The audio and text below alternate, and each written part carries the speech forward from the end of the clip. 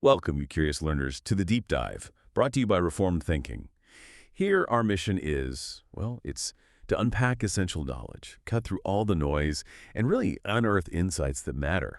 We gather the sources, we sort through the facts, and we try to lay out what's most significant for you. Today, we're taking a deep dive into a topic that honestly touches every single one of us, how our possessions and our finances fit into a life lived for God. We'll be drawing from some really rich biblical insights and a perspective that, frankly, challenges a lot of our modern assumptions about money and comfort. It pushes us to see our resources through a more heavenly lens. It's a privilege to join you for this. This deep dive really focuses on a foundational question for so many who want to honor God with their lives. What does the creator of all things, actually intend for us with the material blessings he provides? We'll be looking at a specific set of sources that offer a pretty robust, biblically grounded view on wealth, generosity, and how we can align our lives with an eternal perspective rather than, well, one rooted in just earthly accumulation. Ultimately, we're trying to uncover what it genuinely means to be rich toward God. Okay, let's unpack this then. There's a foundational story our sources highlight, one Jesus himself tells in Luke 12. It's about a man who suddenly has this huge surplus. And our sources really draw our attention to this man's critical mistake, revealing something quite striking about how God defines a fool. What's the core of that? Indeed, yes, the parable of the rich fool. It's Luke 12, verses 13 through 21, and it's absolutely central here. So this man, his fields produce this incredible surplus, a really significant increase, way beyond his own needs. His response, though, that's the key. He decides to build bigger barns, store everything up, and then basically say to himself, okay, soul, you've got plenty laid up for years, time to take it easy, eat, drink, be merry. But the crucial moment, the real turning point, is when God calls him a fool. And our sources clarify, a fool in this context isn't just someone with a lot of money or even someone blessed with abundance. The defining thing, as God sees it here, is the person who uses their excess, their surplus, mainly to increase their own comfort and security on earth without any thought for a higher purpose. It's about where their heart is, when God provides more than they strictly need. So the issue isn't the wealth itself then, or even how he earned it. Maybe it was honest work. It's more about what he did with it, and maybe even why he did it, the motivation behind it all. That's precisely the distinction the sources bring out. The problem lies squarely in the self-serving accumulation, not in the initial earning, assuming it was honest. The rich fool's core mistake was focusing solely on his own ease and security. He found his comfort, his future in his material stuff. He completely overlooked, or maybe just ignored, what our sources describe as this higher calling for his resources. His mistake wasn't the bumper crop. It was thinking that abundance was meant mainly, perhaps only, to boost his personal comforts here on earth. His big plan was a life of leisure, just enjoying his stored-up wealth. That's such a contrast to other parts of Scripture, isn't it? Like Yeah. that verse you mentioned, Luke 12:33. A stark contrast, yes. Luke 12:33 offers the counter-instruction. Sell your possessions and give to the needy. Instead of using his extra stuff to maybe alleviate suffering or bless others or advance God's purposes, he just hoarded it for himself. His actions, as the sources really point out, revealed this heedless unconcern for the needs of others. Think about the poor, those who hadn't heard the gospel. They were suffering while he was busy drawing up blueprints for bigger barns. That is a really striking contrast. And it certainly makes you stop and think, how do we respond when God provides a surplus in our own lives? Is our first gut reaction always, great, more for me? Or are we genuinely considering other places for those resources? Which naturally leads us to that phrase, rich toward God. If the rich fool is the opposite, what does it actually mean to be rich toward God? It sounds like the direct inverse of being a fool in this sense. It is, yes, the complete inverse. Luke 12:21 says it very clearly, "So is the one who lays up treasure for himself and is not rich toward God." Now, our sources are careful here. They explain that rich toward God doesn't mean we somehow make God wealthier. That's impossible, right? He owns everything. Think Psalm 50.10, the cattle on 1,000 hills belong to him. He even owns our own souls, as Luke 12:20 suggests, right before the fool dies. So being rich toward God means something else entirely. It means looking Godward for our real wealth, our true security, our lasting ease. It means finding our comfort and satisfaction in him, rather than in earthly things. Essentially, it's about using our money, our resources, to enlarge the barn of our joy in heaven, not just puffing up the barn of our comfort on earth. Wow. That's a radical reorientation, isn't it? It shifts the focus completely. It's not about how much we have materially, but where our deepest security and our most lasting joy actually come from. Precisely. Our sources put it like this. God gives us money here on earth to be invested. invested for dividends in heaven. This is the context for Jesus' teaching in Luke 12:33 about providing ourselves with money bags that do not grow old, with a treasure in the heavens that does not fail. This is about seeking genuine, lasting security, a security rooted in God, not in stuff that can rust or be stolen or just, become obsolete. The wise person, as described in these sources, understands that all their money ultimately belongs to God, and therefore it should be used in ways that clearly demonstrate that God, not money, is their true treasure, their ultimate comfort, their lasting joy, their deepest security. And how does that look practically? How is that achieved? Well, practically, it's achieved by actively not laying up treasures for oneself in that earthly, whoring sense, and instead by engaging in generous giving, what the Bible often calls giving alms. The rich fool was meticulously focused on his earthly storage units, piling it up for himself. The wise person, by contrast, directs their focus and their resources toward their heavenly account, you could say, seeing their temporary assets as a way to invest in eternal things. That really does stand against so much of our current thinking, even sometimes within the church. It forces us to ask, are we really investing in what lasts? Or are we mostly chasing that fleeting earthly ease? It's a searching question. Okay, so our sources seem to be suggesting there's an even higher sort of divine purpose for God's blessings. It's not just about personal enrichment or even just immediate charity. This is where it gets really interesting. What exactly is that divine purpose? And how does it challenge the common view of prosperity we bump into all the time?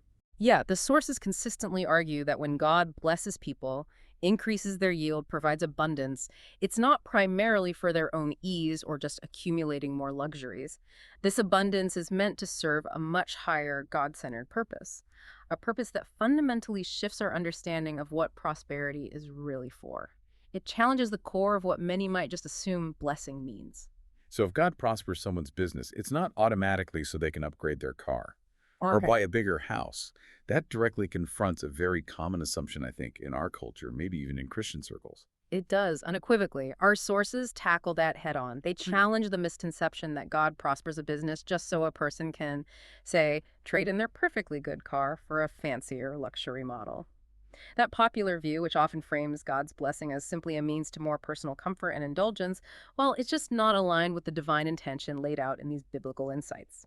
Instead, the sources argue, God increases our yield, he gives abundance, so that by giving we can actively prove that our yield, our money, our stuff, it's not our God. Ah, so it's a test, in a way. It's the crucial test, yes. It reveals where our real allegiance lies, where our security is truly found. It demonstrates whether God or money is actually our deepest treasure. And this is a critical point because it reframes abundance. It's not just a reward. It's a test, an opportunity, and a resource to be used for God's glory and the good of others, rather than just for ourselves. It makes a lot of sense. So given this different perspective, what are some of the specific higher purposes our sources mention? What's this abundance meant to achieve? There are several specific, really compelling purposes laid out. First, it's for enabling every good work. Our sources, pulling from places like 2 Corinthians 9:8, explain that God provides believers with all sufficiency in all things at all times. Why? So that you may abound in every good work. This means the resources aren't just for our own needs. They're given so we can engage in widespread acts of goodness, things that alleviate both spiritual and physical misery. This includes having something to share with anyone in need, tackling everything from hunger to lack of education. The idea is God gives us enough for ourselves and then more, so we can become a channel for his grace and provision to flow out to others. It expands our capacity for good. Okay. Enabling good works. What else? Second, it's for advancing the gospel globally. The sources clearly link financial blessing to the mission of spreading the good news of Christ to those who've never heard it. They say God prospers businesses and individuals so that hundreds of unreached peoples can be reached with the gospel. It positions our financial surplus as a strategic resource for kingdom expansion on a global scale. Not for personal indulgence, but for the most urgent mission there is. Global mission. Got it. And a third. Third, it's for alleviating poverty on a massive scale. Prosperity, our sources argue, is also intended so that 20% of the world's population can move a step back from the precipice of starvation. This speaks directly to the immense physical suffering and systemic poverty in the world. God intends his people to use the resources he provides to address these huge needs, seeing our abundance as a tool against widespread destitution.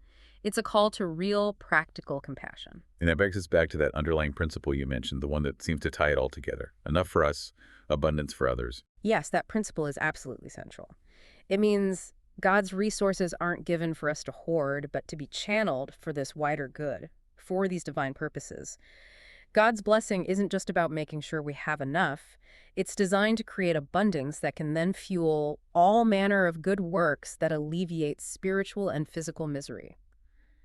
This perspective really does flip the script on prosperity. It's not mainly about what we get or how much we can pile up. It's about what we can do with what we get for God's glory and for the good of a hurting world. And, the evidence that people aren't rich toward God is often pretty visible in how little they give compared to how much they keep. It shows how deeply shaped they are by consumer culture instead of by, well, the economy of Christ. It seems like a very specific kind of lifestyle would naturally follow from embracing this divine purpose for wealth. Our sources use this striking phrase, joyful wartime simplicity. What does that actually look like in daily life? It sounds, well, urgent. That phrase, joyful wartime simplicity, it's deliberately chosen, isn't it? It's meant to stand in stark contrast to our consumer culture. And the sources emphasize this is exactly the lifestyle Jesus wants believers to live out. It means consciously choosing not to build bigger barns for ourselves, not constantly acquiring luxuries that, have a way of turning into perceived needs over time. It's this recognition that we're living in a kind of spiritual conflict. We're facing immense urgent needs, unreached peoples, the suffering poor around the globe. Therefore, our resources, our time, our energy, they should be strategically deployed, like provisions in a war effort, not just hoarded for personal comfort. So it's about being really intentional with our resources rather than just drifting along with consumer culture. The sources mention something about a half-truth that fuels a lot of our spending habits. Can you unpack that? Absolutely. The consumer culture operates on this deeply ingrained rule, almost unconscious sometimes. If you earned it, you deserve it. It's yours. Use it for your own material comfort. Our sources call this a half-truth. The truth part is, yes, we should give thanks for every good thing God provides. Gratitude does bring him glory. But the false, the deceptive part, is this subtle idea that God is glorified by every purchase we make, especially when it leads to just accumulating more personal luxuries. The sources are pretty blunt here. God is not glorified when we keep for ourselves resources that ought to be used to lessen the profound misery of the unevangelized and uneducated and unhoused and unfed millions. That's a sharp distinction. It is. It highlights that a kind of superficial thankfulness for our own luxuries doesn't justify ignoring the dire, urgent needs around us, needs God intends his people to meet. And the sources bring up some powerful biblical examples that seem to directly challenge a lifestyle focused only on getting more luxuries. These aren't just ideas, they're rooted in how faithful people actually lived. They are, and they're quite stark. Think about Jesus himself. He famously said he had no place to lay his head. He wasn't chasing comfort or possessions. His whole life modeled detachment from material ease. Then there's John the Baptist. His words in Luke 3:11 are direct. Whoever has 2 tunics is to share with him who has none. That's not a suggestion. It's a command to share your surplus. And of course, Zacchaeus, that dramatic change where he suddenly declares he'll give half of his goods to the poor, and Jesus affirms it.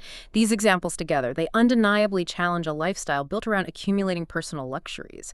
They consistently point us toward radical generosity and sharing what we have. Which brings us to that really vivid image from the sources. The copper will do metaphor. Can you explain that one? It really paints a picture. Yeah.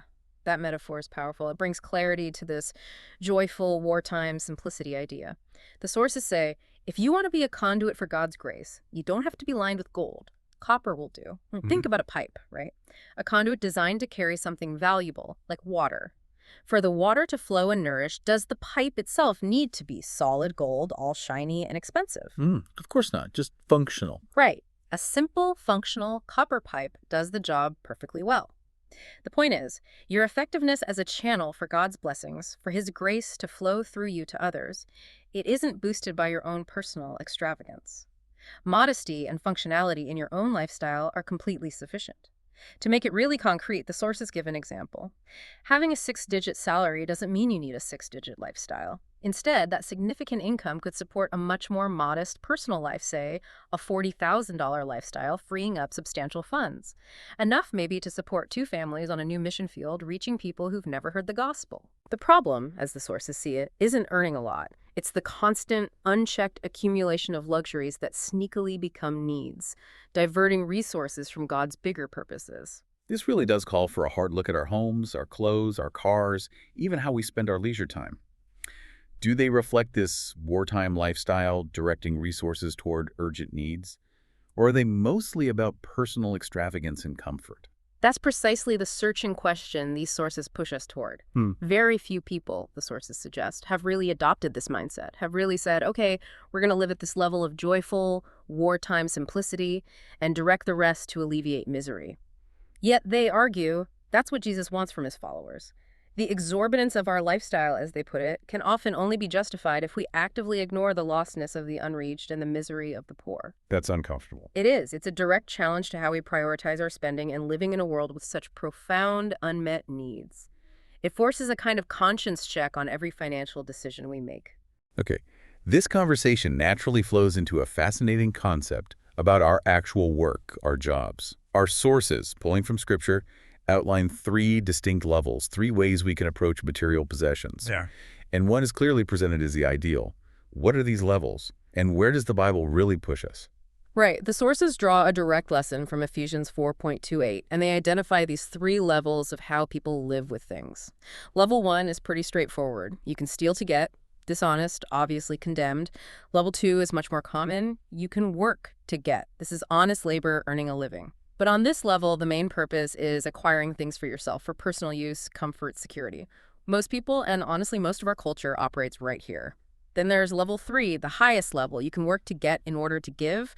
This is where you undertake honest work with the explicit primary intention of using what you earn to share with others in need, to fund God's purposes, to alleviate suffering. So what you're saying is the vast majority of us, and almost everything culturally pushing us, keeps us stuck on level 2, working just to get stuff for ourselves. That's absolutely right. Many people and nearly all the cultural messages we absorb relentlessly encourage living on that second level, work to get. Our consumer culture pounds this message. You earned it, it's yours, you deserve to enjoy it. But our sources make it clear that the Bible, in contrast, is, quote, unrelenting in pushing us to level 3. This means the ultimate point of honest work and God providing abundance isn't just our own well-being, it's so that we may have something to share with anyone in need. It fundamentally reorients the whole purpose of work, moving beyond just self-interest. And what's the biblical backing for this work to give idea? Where does Scripture ground that motivation? A key passage supporting this is 2 Corinthians 9.8. It says, God makes all grace abound to you, so that having all sufficiency in all things at all times, you may abound in every good work. See how it directly links God's abundant provision to our capacity and calling for good works? It ties right back into that principle we talked about. Enough for us, abundance for others. God gives us what we need for ourselves and then a surplus, precisely so we can become generous channels of his grace and provision to others. So our work isn't just for our paycheck. Exactly. It signifies that our labor, our diligent work, isn't solely for personal gain or building our own little kingdom on earth. Instead, it's a primary way God can channel his resources through us to meet the needs of others and advance his global purposes. This fundamentally reshapes why we work, lifting it way beyond just self-interest to something much grander, much more God-centered.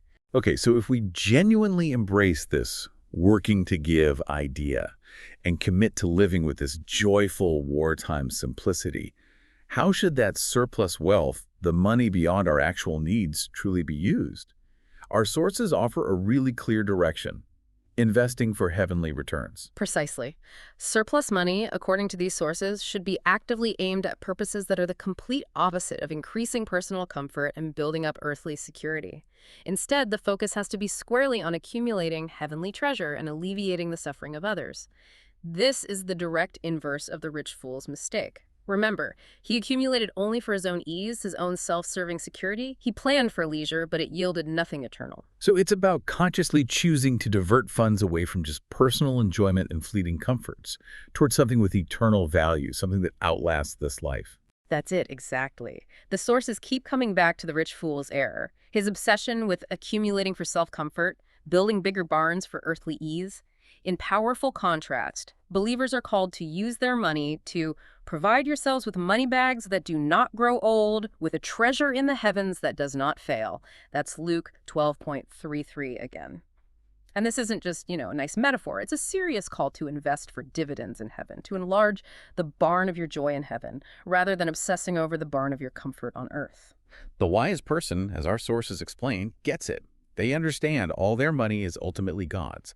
Therefore, it has to be deployed in ways that clearly show God, not money, is their real treasure, their true comfort, their genuine joy, their ultimate security. Every resource becomes an opportunity for eternal investment. This really sounds like the practical, lived-out application of being rich toward God that we discussed earlier. What are some specific practical ways the surplus wealth should be used according to the sources? How does this look on the ground? Well, the sources outline several vital, practical applications for strategically using surplus money. First, to alleviate suffering in its many forms. This explicitly includes giving to the needy, addressing the profound misery of the unevangelized and uneducated and unhoused and unfed millions. The sources are quite stark here. They say God is not glorified when we hoard resources that should be deployed for these urgent needs. It becomes that heedless unconcern for others if we keep prioritizing our own comfort over their basic human needs. It's about systemic compassion, not just occasional charity. Okay, alleviating suffering. What else? Second, to fund global evangelization. Prosperity, the sources state unequivocally, is given so that hundreds of unreached peoples can be reached with the gospel. This directly links our finances to kingdom expansion. It implies a significant chunk of our surplus should be seen as mission-critical funds, enabling the good news to reach every corner of the earth. Makes sense. And third, to help the world's impoverished. It's also so that 20% of the world's population can move a step back from the precipice of starvation. This points to the dire physical needs of the most vulnerable. Our abundance is meant to be channeled to address these crises: hunger, disease, lack of basics. That guiding principle, enough for us, abundance for others, consistently directs all these practical applications. It's about being a conduit, not a dead-end reservoir. this truly is a radical call, isn't it? To view our finances not mainly as a personal reward to consume, but as a stewardship opportunity with profound eternal implications. How might getting a significant surplus, say, a bonus, an inheritance, maybe just a steady extra income, change how we approach it if we really take this view seriously? It fundamentally shifts the question, doesn't it? It moves from how can I enjoy this to how can I strategically invest this for heavenly dividends and to alleviate suffering here. It demands that joyful wartime simplicity that actively pushes back against consumer culture's constant pull to just accumulate more. That copper will do principle means excessive luxury for ourselves isn't just unnecessary, it can actually block the flow of God's blessings to others. The sources use that vivid phrase, boring the gold out of your own conduit, which means intentionally stopping the pileup of personal luxuries and redirecting those resources instead. It demonstrates that the greatest, most lasting use of money is generating treasure in heaven, not just padding our earthly comfort. Now, our sources specifically mention leaders, particularly pastors, as having a heavy responsibility in modeling this radical kind of financial stewardship. What does that mean for them, and how does their example connect to their congregations? Yes, the sources explicitly say the burden of change lies most heavily on us, referring directly to leaders, especially pastors. Pastors are strongly urged, to make tangible lifestyle adjustments, changes that visibly demonstrate to everyone that God, not material stuff, is their true treasure. Their very lives should be so clearly sacrificial in how they handle money that it leaves no doubt where their security, their joy, their hope really lie. They have to lead by example here. So their personal lives essentially become a living sermon, demonstrating the message itself. What specific kinds of adjustments are mentioned? Well, their homes, their clothes, their cars, even their vacations and recreation, all of it should reflect this wartime lifestyle we've been discussing. This means they're called to consciously stop accumulating luxuries for themselves, to stop building bigger barns like the fool. Any financial surplus they get should be actively used to alleviate suffering, not just to upgrade their own comfort level. This directly embodies that copper will do idea. Pastors don't need to be lined with gold personally to be effective channels of God's grace. Modesty and functionality are enough for that divine purpose. They need to actively bore the gold out of your own conduit, that image of deliberately starving personal wealth accumulation to show that the best use of money is investing in heaven. It sounds like this requires them to take on almost a prophetic role within their churches, not just a practical or administrative one. Oh, it's very much a prophetic calling. The sources quote James Stewart, who talked about the pulpit's job being to stab men broad awake to the terrible pity of Jesus and to expose hearts to God's compassion for the oppressed. It's prophetic because it calls people to a higher standard, challenging complacency and self-focus. It's not just about budgets, it's about deep heart change, moving people toward real generosity and spiritual alignment. Preaching, the sources argue, needs that ethical directness and social passion, not just safe, abstract theology. How does this prophetic guidance apply to practical things for the congregation, like, say, owning multiple homes? That seems like a common aspiration for many successful people. Right. When guiding congregations on things like owning multiple homes, pastors are urged not to just create strict rules. The sources warn that laws can be obeyed under constraint with no change of heart. Instead, the appeal is to the believer's conscience, to their love for God and neighbor. The key question becomes something like this. Does your house signal or encourage a level of luxury lived out with, well, heedless unconcern for the needs of others? Or is it a simple, often used place for needed rest and prayer that actually sends you back out with more passion to deny yourself for evangelism and justice? The sources give that powerful example of Bob and Myrna Jemmer, who sold their second home specifically to build houses for the poor in Immokalee, Florida. Not a rule, but a compelling illustration of a conscience-driven choice fueled by generosity. And it's not just about houses. It also touches on how pastors talk to people in their congregations who earn substantial salaries. It challenges that automatic link between high income and high personal spending. That's absolutely right. Pastors are advised to be clear. They aren't against successful industries or people earning good, even six-figure salaries. The issue, as the sources frame it, comes when people just accept the professional status quo, that unspoken rule that says a six-digit salary must lead to a six-digit lifestyle. Instead, the radical alternative is put forward. That same salary could support a much more modest personal life, maybe $40,000, freeing up huge amounts enough, as the example goes, to support two families on a new mission field. It highlights again that the core problem isn't earning a lot, but the constant accumulation of luxuries that are soon felt to be needs, which siphons resources away from higher heavenly aims. And really, this perspective applies to all of us who have any influence in families, workplaces, communities. Are we modeling this kind of radical generosity? Are we letting our consciences be truly bothered by the immense needs around us? Wow. This has been a really insightful deep dive into how we should genuinely view our wealth, our possessions. We've definitely heard a clear biblical challenge to the consumer culture around us, and a compelling call to a lifestyle centered on God's eternal purposes. So wrapping this up, what does all this mean for you, the listener, as you handle your own finances day to day? Well, it means that every single material possession, every dollar we earn, carries within it this incredible potential for eternal impact. We're called not just to pile up stuff for our own comfort or earthly security, but to become active conduits, channels of God's grace, directing resources strategically to those in spiritual and physical need and toward advancing the good news around the world. It means embracing that joyful wartime simplicity, a way of living that finds its true security, its real ease, its lasting joy in God alone, not in the temporary things of this earth. And here's maybe the final thought for your own consideration. If copper will do for God's purposes, what gold might you be holding on to, maybe without even realizing it, that could be redirected for a greater, more lasting heavenly treasure? Yeah, think about that. What one decision, maybe even a small one to start, could you make this week that begins to shift your perspective and your practice away from just accumulating earthly comfort toward actively investing for those dividends in heaven? Thank you for joining us on this deep dive into understanding wealth and God's purposes. Until next time, keep seeking genuine understanding and living in light of eternal truth.